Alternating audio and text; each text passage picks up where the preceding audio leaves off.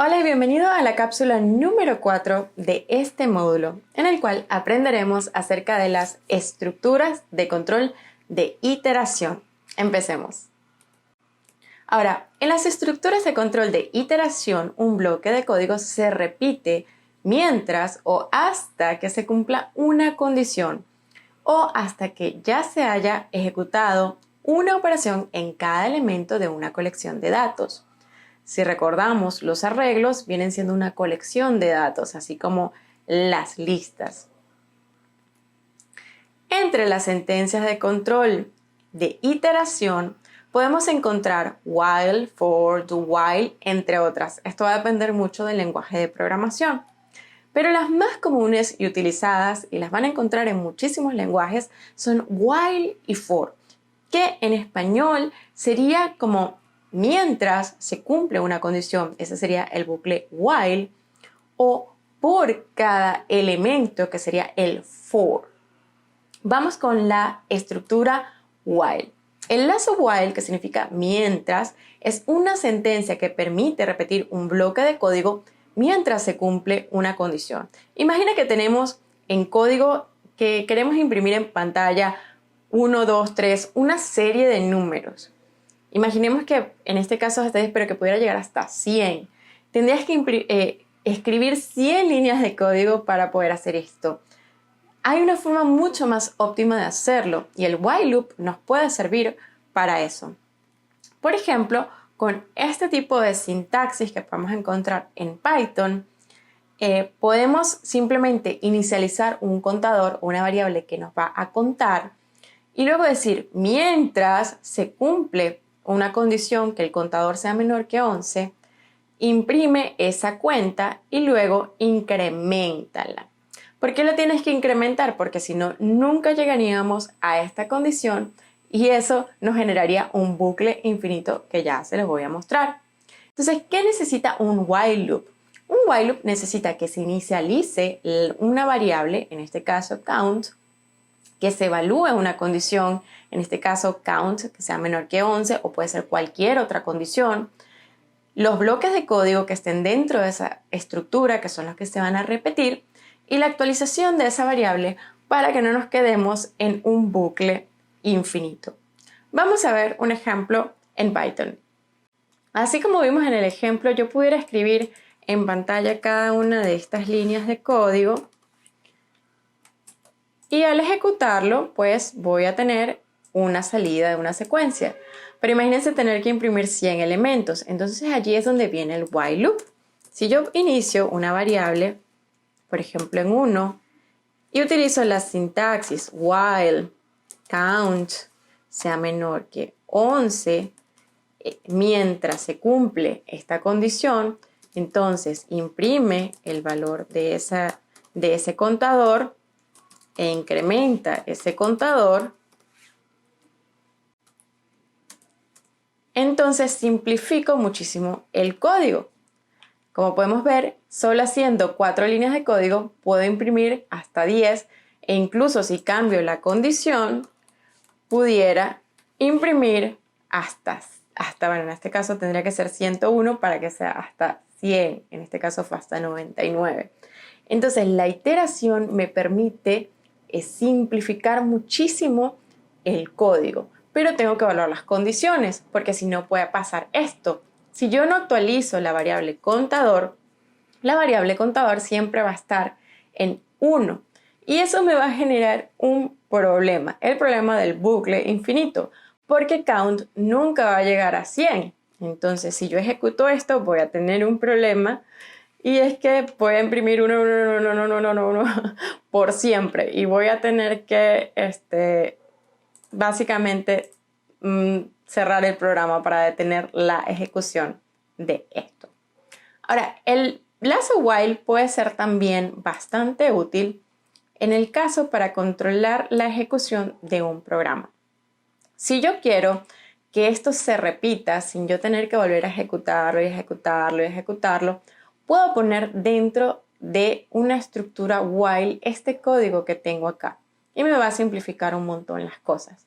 Pero vamos a seguir las reglas Primero nos dice, inicializa una variable que vendría siendo esa condición, ¿no?, que quieres evaluar.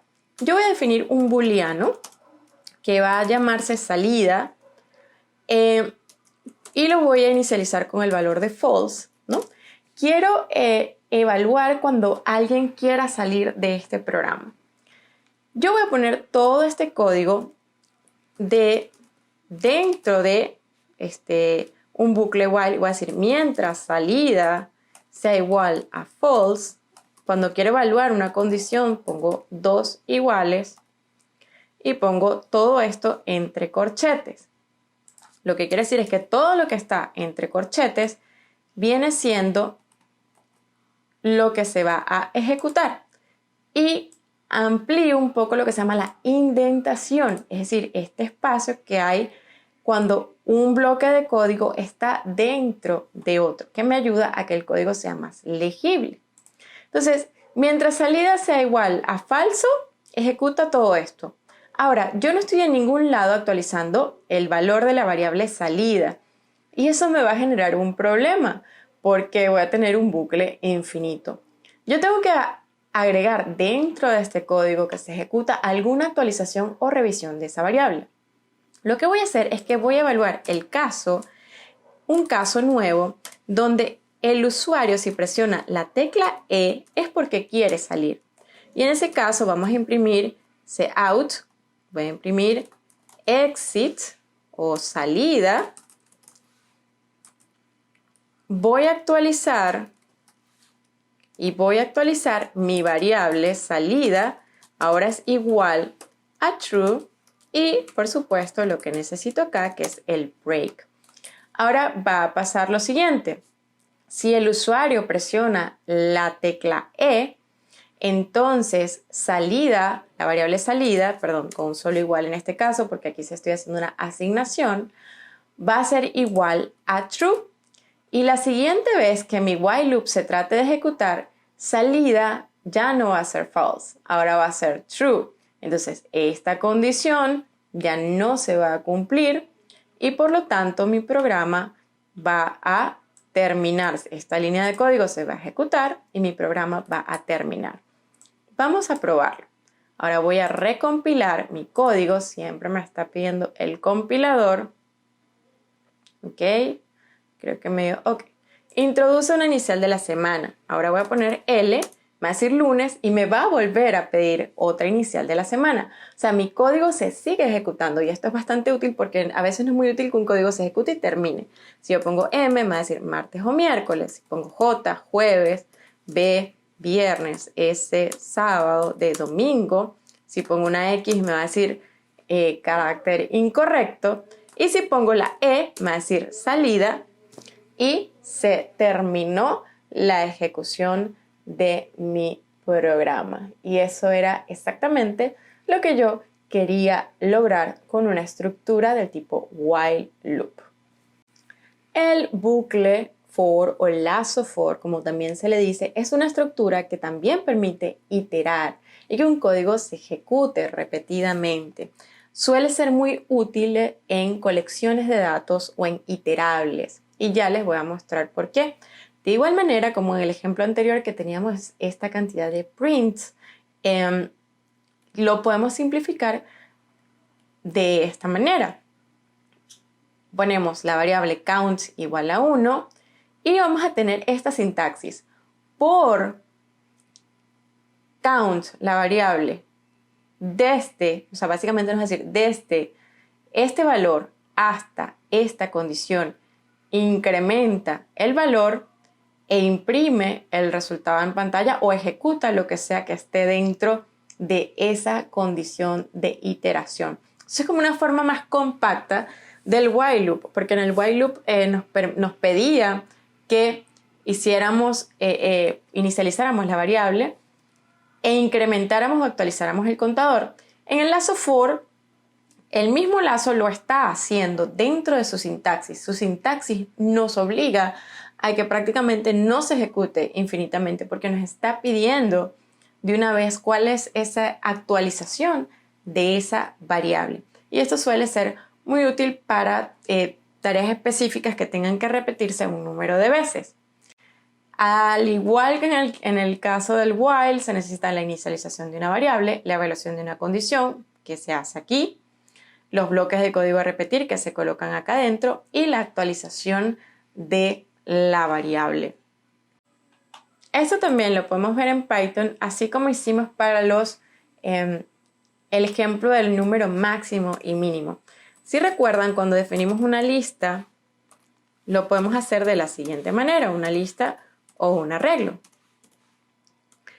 En lenguajes de programación como Python, podemos hacer cosas como esta. Por cada elemento, podemos llamar los elementos en lista,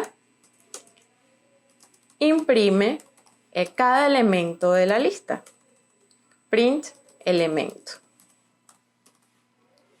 Esta sintaxis súper compacta nos permite iterar sobre el número de elementos en una lista, por ejemplo. Entonces, de una forma muy compacta, yo puedo hacer esto o puedo hacer incluso operaciones por cada elemento en lista. No sé, vamos a definir una variable as data igual a elemento por 2 y luego imprimimos la data y vamos a observar que a cada uno de estos elementos dentro de la lista lo multiplicamos por 2 y luego lo imprimimos en la pantalla. Antes teníamos 0, 1, 2, ahora tenemos 0, 2, 4, 6, 8, 10. Entonces el lazo for viene siendo bien útil cuando trabajamos con listas, con elementos iterables o cuando queremos repetir líneas de código evaluando una condición. Y esas vienen siendo las estructuras de control de iteración más comunes y otras suelen ser un poco pequeñas variaciones de estas. Y eso ha sido todo por esta cápsula. Nos vemos en la siguiente.